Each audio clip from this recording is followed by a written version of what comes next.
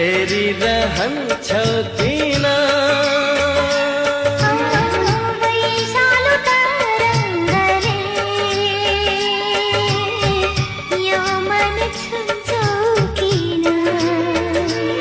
आधारभरिको तिर्सना तिमी भावनाभरिको सिर्जना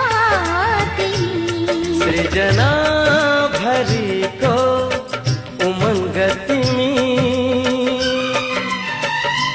किन मनको